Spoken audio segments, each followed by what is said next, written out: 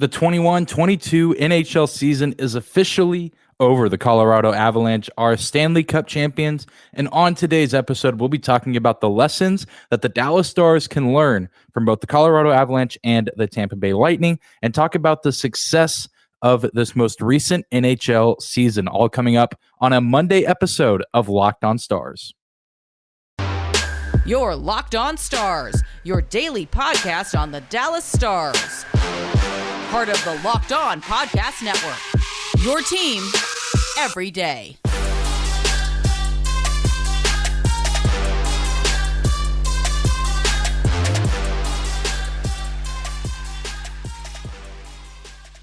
Howdy, Stars fans. Welcome back to the Locked On Stars podcast, the only daily podcast covering the Dallas Stars, part of the Locked On Podcast Network, your team every day. I'm your host, Dane Lewis, your local expert on all things Dallas Stars hockey, credentialed member of the Dallas Stars media, coming to you on this Monday, June 27th. And today's episode is brought to you by our friends at BetOnline. BetOnline.net has you covered this season with more props, odds, and lines than ever before. BetOnline.net, where the game starts. Whether this is your first time here or you are a recurring listener, thank you for stopping by today's episode of Locked On Stars and for making us your first listen of the day. Be sure to subscribe to our show on YouTube as well as your favorite podcasting platform. We just surpassed 400 YouTube subscribers over the weekend. Thank you guys for the continued support. You can also find and follow our show on Twitter at Locked On Stars, and you can find my personal account at Dane_Lewis. Thank you guys for tuning into today's episode. I hope you had a fantastic weekend. And as I said in the open, and as I'm sure you know as well, if you are a hockey fan, that the NHL season has finally come to an end. The Colorado Avalanche are Stanley Cup champions. I will take full credit for this win because I did predict Tampa Bay Lightning winning in 6, and I said that just because I wanted to jinx them. So I will take full credit for this Stanley Cup Finals win for the Avalanche. So any Avs fans out there, my DMs are open if you want to send me, gift cards, any kind of gift. I even have Venmo, Cash App. Whether or not I'm being sarcastic is up to you entirely. But down to business for today's episode. We're going to be talking about some of the lessons that the Dallas Stars can learn from the two teams that were competing for the Stanley Cup trophy. This was one of the better Cup finals that we've had in recent years. Of course, it was a ton of fun watching the Dallas Stars compete a couple years ago. We've had the Boston St. Louis final was pretty good, but this was truly the two best teams left in the NHL, the teams that were predicted to be in the Cup final in the preseason, and they actually made it, and it was 6 incredible games. Some of the games were blowouts, but this was just an absolute display of fantastic forwards, really good world-class defensemen, and of course, some pretty solid goaltending. Andrei Vasilevsky, of course, no stranger to the Stanley Cup Finals, and Darcy Kuemper had himself a pretty good postseason as well. So tons to talk about, and we're, of course, going to start with the lessons that can be learned from the champions in the Colorado Avalanche, something that the Stars can take away. And I think one of the biggest takeaways is to not give up on your veterans. The veterans that are on your roster can provide value each and every season. You just never really know what you're going to get until the season gets rolling. And I think the perfect example of this is, of course, Nazem Kadri, who has not been a lifelong Colorado Avalanche, spent some time in Toronto, and has had some really nice seasons. You go look at his stats, certainly never really a bad player, but just a guy that, wasn't winning a Stanley Cup, wasn't going on deep playoff runs, not really, being, regarded as one of the better players in the NHL. And then he comes out and has his best year at age 31, and now he's going to in free agency this summer. So he could get re-signed by the Avalanche or could get paid a ton of money in a different city for a different team. But he was a huge part of this team's success in the regular season, and then, of course, overcame the thumb injury that he endured late in the Western Conference Finals, and then even came back and scored the game-winning goal in Game 4 for the Avs. So, you look at guys on the team like Jamie Benn, Tyler Seguin, even John Klingberg, who is still with the Dallas Stars, but, we don't know his future with the team. But, there's all this, will these veterans live up to the expectation? Will they live up to their, the paycheck that they're getting? Or Jamie Benn and Tyler Seguin are washed. They're not going to be the players that they once were. Look at Nazem Kadri. I'm not saying that Seguin or Ben or other vets on this team are going to come out and have the type of season he had, but you cannot give up on your veterans. You got to continue to believe in them. Gabriel Landeskog had been with the team, over 10 years, one of the longer tenured captains in the current NHL. He comes out, has a fantastic season, and then, again, a great postseason. It was incredible to get to see his interviews after Game 6 last night, getting to see him lift the Stanley Cup.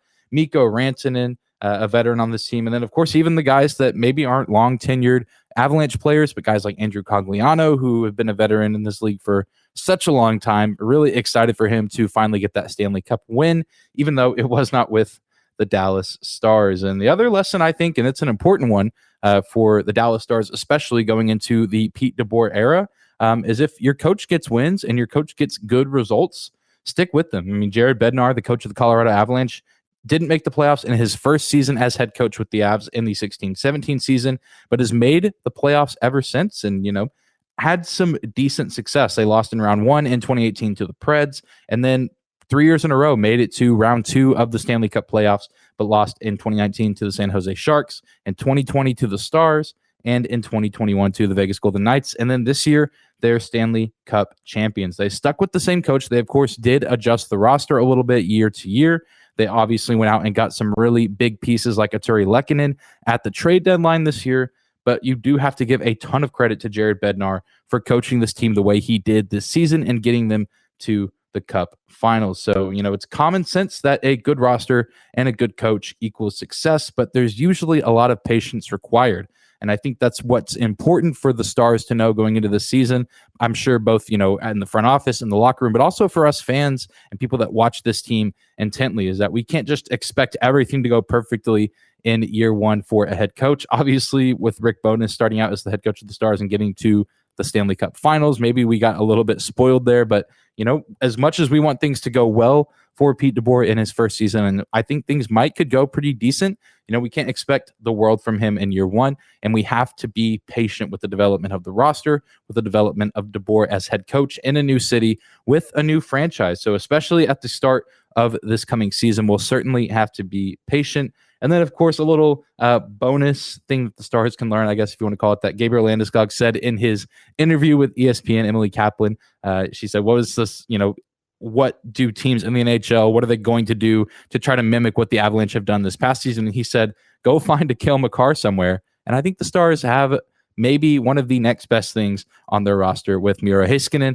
if he can get his offensive game unlocked. So another big key for the Stars going into this coming season. Some lessons that they can learn from the now defending Stanley Cup champion Colorado Avalanche. Well, coming up next, we will continue to talk about the lessons the Stars can learn from the Stanley Cup Finals, and we'll flip to the other side where we talk about the Tampa Bay Lightning and the lessons that can be learned from that team.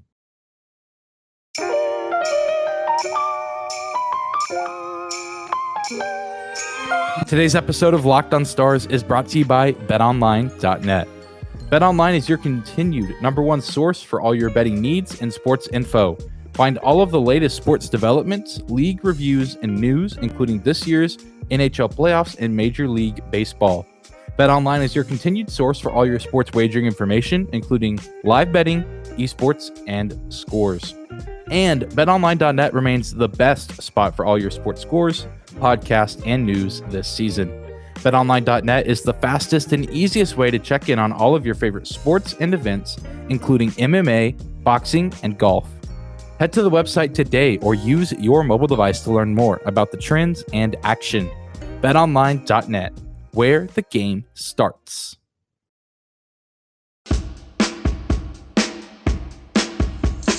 Moving right along on this Monday episode of Locked on Stars. Thank you again for making us your first listen of the day. Be sure to subscribe to our show on YouTube, as well as your favorite podcasting platform. Leave a 5-star rating review on Spotify or Apple. Truly does help the show out a ton. And if you're watching on YouTube, let me know in the comments down below what your thoughts were on the Stanley Cup Finals and who you have in the finals for next season. Never too early to get your predictions out and about. But let's continue to talk about the lessons that can be learned for the Dallas Stars, taking notes from the two teams that were in this year's Cup Finals. We talked about the Colorado Avalanche, and now we are shifting our focus to the 3-time Eastern Conference champion Tampa Bay Lightning, whose dynasty all started back in 2020 when they defeated the Dallas Stars in 6 games. And I think one of the biggest lessons, the biggest lesson that really any team, but especially the Stars, can learn from this Tampa Bay team, and a lesson I think that the Stars are kind of already doing themselves, is that consistency is key with your roster. You want to build your roster with guys that are great players, but also just really solid leaders on and off the ice. I mean, there were so many big names and key players these past several seasons for the Bolts, whether it's Stamkos, Kucherov, Hedman, Point, Killorn, Palat, Vasilevsky. The list goes on and on and on. I mean, these are guys, obviously you have the captain like Stamkos, you have Hedman, who was a Conn Smythe winner in that series against the Stars a couple years ago. I mean, so many players that can do so many different things. It's not just, can they score a lot of goals? Can they make saves? Can they block shots? I mean, it's every little thing. Guys that show up day in and day out and do the little things right and play well together as a team. And I think the Stars have benefited some recently from having some of these long tenured veterans like Seguin, Ben, Klingberg, and Radulov, even the past few seasons, even though he's gone now, on this team together for a while. And even Joe Pavelski, who's now been there for a handful of seasons, he's meshed really well with the other guys on this team, both old and young. But even the young guys, some of those players have been there for a couple seasons now, or even a few seasons, like Miro, Rope, Jason Robertson. Jake Ottinger's been in that locker room for pretty much 2 full seasons now. So there's really starting to be this chemistry built, especially amongst the younger players that will likely be there longer. But also you want to see that with the veterans on the team as well. Even Pat Maroon, who was on this Bolts team for a few seasons after winning the Stanley Cup with St. Louis back in 2019, the consistency of the chemistry with the team cannot be overstated. It is such a crucial aspect to any championship winning team in any league, not just hockey, and pretty much at any level. If there's good team chemistry with really talented players, that's usually a recipe for success. And a team like that can certainly go a long way and can win a lot of games for a long time. And then, of course, it's not just the talent with the skaters, but also, and this is a pretty clear one, and I think even the Stars learned this lesson themselves a few months ago after losing in 7 to the Flames, but good goaltending can truly take you a long way. It can take you the distance, and that's not even just a lesson from this season from the Lightning. It's a lesson from the past 3 seasons. Andrei Vasilevsky has been, without a doubt, the best goaltender in the NHL in the postseason. Obviously, the Stars were the first to experience that in the Cup Finals in 2020. Then he absolutely shut down the Montreal Canadiens in 21, winning the Conn Smythe Trophy for the Lightning. And then this season in the playoffs was just incredible when he needed to be. I mean, he held the Maple Leafs to 1 goal in Game 7 of Round 1. Obviously shut out Florida pretty consistently across that 4-game series, but literally shut them out in an elimination game in Game 4. Florida, one of the best offensive teams, Jonathan Huberdeau having an out-of-this-world season, and Andrei Vasilevsky comes in and absolutely shuts down the President's Trophy winners in Game 4 to send them home with a sweep. And then, of course, in Game 6 of the Eastern Conference Finals against the New York Rangers, holds them to 1 goal in that game as well, with the likes of Chris Kreider, Mika Zibanejad, Adam Fox. So many really good offensive weapons on that Rangers team as well. And Andrei Vasilevsky just stifled them and had some incredible moments in this Cup final as well. But this Colorado Avalanche team was unlike any offense he had really seen all postseason long. And even though he had some good moments, he eventually did fall victim to one of the better offensive attacks we've seen. But obviously the Stars have their equivalent of Andrei Vasilevsky in number 29, Jake Ottinger. And with this kind of new, changing of the guard across the NHL, with some really good young talent coming to fruition and some of the older talent starting to get into the twilight years, I think Ottinger's right there in the mix, where you have some of these goalies that are a little bit older. Now, obviously, Vasilevsky's not necessarily on the brink of retirement or anything like that, but you have some of these older players, Ben Bishop, Carey Price, guys like that are kind of on the either they've already retired or they're getting very close to doing so. And then you have this next generation of great goalies, not just in the regular season, but Ottinger showed us that he is 100% ready to be that guy in the playoffs. And I heard a ton of people even talking deep into the postseason after the Stars have been eliminated. I mean, even on Elliot Friedman's 32 Thoughts podcast, which is a great listen, he mentioned a few times, even during this Cup final, that, Vasilevsky was putting on one of the better playoff performances, maybe outside of Ottinger in round 1 against the Calgary Flames. So in Ottinger, we trust, and as long as he stays healthy and continues to play at a high level, I think the Stars can make some really good, impressive, deep playoff runs for years to come. And then the last lesson that I think we can learn as Stars fans and as a Stars team from the Tampa Bay Lightning is to never crumble or give in under pressure.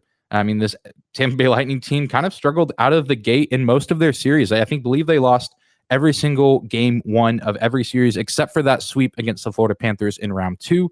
And then even in some of the later series in the conference finals and the Stanley Cup Finals, I believe they were down 0-2, and now they fought back. I mean, the Lightning rattle off 4 straight wins in the Eastern Conference Finals to take down the Rangers, doing so while not having home ice advantage. And then they even fought back a little bit against the Colorado Avalanche, down 3-1 at one point. They fight hard in Game 5 in Denver with the high altitude that certainly does play a factor in those games. And they gave it all that they had in Game 6 at home for those fans. I mean, there was truly so much heart and so much effort from that Tampa Bay Lightning team. And this is just a testament of the team that they've been over the past few seasons. You can trace it all the way back to the 2019 playoffs when they were swept in round 1 by the Columbus Blue Jackets after winning the President's Trophy. After that, they just became this relentless group of players that would not be satisfied until the Stanley Cup was theirs. And it's obviously paid off for them 2 out of 3 seasons, and they still were almost on the doorstep here this past year. So nothing to be ashamed of for the Lightning. Although as a Stars fan, it does bring a little bit of a smile to my face to see them finally fall off. And I say fall off as if they're not going to be back next season and still be a really solid team. But nice to have a different champion this year, even if it is a rival of the Dallas Stars. But we're going to take another quick break, and when we come back, we are going to just take a moment and reflect on what a fantastic season this was, not just for an individual team, but for the entire NHL.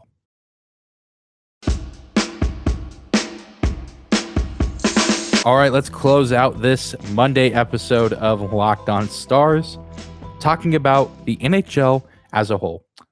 The 21-22 season is finally over, and it was truly a great year for hockey. I mean, this was a season that feels like it started a lifetime ago, back in October. And obviously, the next season's not that far away. We're just kind of a summer away. Next thing you know, training camp's going to be here. Players are going to be reporting, trades are going to be happening, the draft, so much, so many exciting things happening across the NHL, even in the summer. And this was just such a monumental season for the league as a whole. Clearly, the reemergence of the nationally televised games on ESPN and then even the NHL on TNT, I think were a huge step in the right direction for getting the game more recognition and getting more people to invest in the sport of hockey. I heard so many people say that they were impressed, especially with the TNT broadcast. And I was myself. I got to watch a few games that weren't Stars games, but I watched just about every Stars game that was nationally televised on there. And even the ESPN broadcast, though, I think I preferred TNT's a little bit more. ESPN certainly did have some good moments, and I especially liked their coverage in the playoffs and of the Stanley Cup Finals as well. And, these nationally televised games on these more accessible channels that pretty much everyone has. Everyone pretty much has access to ESPN and TNT. You get to see some of the biggest names in the sport and some of the best players of this generation, but guys that will likely go down as some of the best players of all time, like Makar, McDavid, Matthews, and even some other guys that are kind of on the come up. Jason Robertson, Kirill Kaprizov, Johnny Gaudreau. So many big names and so many talented players. This is a fantastic time to become a fan of the sport of hockey, and so many of these players that I just named and so many other ones that I did not are a perfect reason to get invested in this sport. And you get to see the passion behind the fan bases. You get to see the incredible stories of guys like Andrew Cogliano, 35 years old, NHL journeyman, playing for several different teams, finally gets to hoist the Stanley Cup trophy with the Colorado Avalanche, and so many other just fantastic stories and moments throughout the season that make it worth watching. And this was, a season that was not without trouble, without controversy. There was a COVID pause in the middle of the season. The NHL players were told they could not compete in the Olympics. The league still found a way to press on. They had to overcome some adversity there. And that's not to say that there won't be any adversity next season. There will be a fresh set of problems to address, but we won't worry about those right now because I think the NHL will continue to find a way to produce high quality matchups for the fans night in and night out. And this is far from a perfect league. We all know that no sports league is perfect, but man, this NHL season was just fantastic, at least in my eyes, with so many great players, so many great moments, so many great games. We had a fantastic playoff race in the Western Conference all the way down to the final night of the season with teams like Nashville, Dallas, Vegas competing for a playoff spot literally up until the very end of the season. We had one of the better Stanley Cup, playoffs I almost said finals, but playoffs, one of the better tournaments that we've seen in recent memory. So many good series, even all the way in round one. I mean, Dallas, Calgary, I think was a series that took a lot of people by surprise.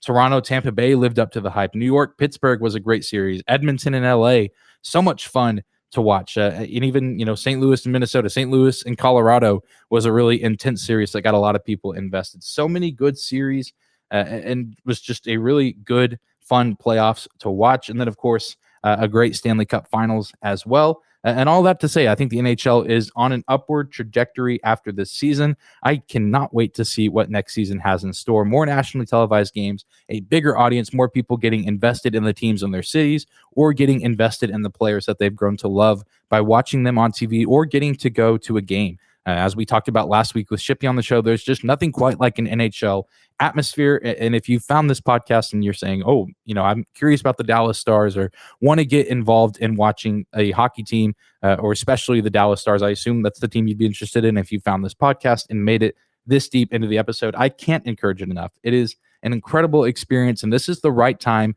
to fully commit to getting invested in a sport like this. This is a Stars team that I think has a ton of potential this coming season. They're going to be incredibly fun to watch with some of the better up-and-coming offensive talent currently on the roster and also at the prospect level that's looking to break through at any moment now. So I can't encourage it enough. What an NHL season it was, and I cannot wait for the next one.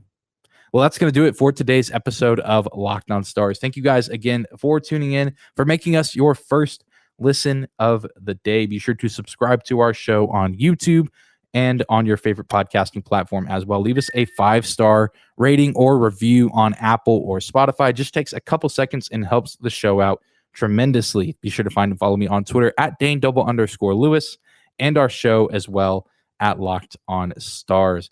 Guys, thank you so much again for tuning in. Thank you again for getting YouTube to 400 subscribers and the Locked On Stars Twitter page to 800 followers. Your guys' continued support truly means the world to me, and we're going to continue to crank out off-season content as we get close to free agency, trades, and the NHL draft. We'll see you back here tomorrow, Stars fans. Have a great Monday.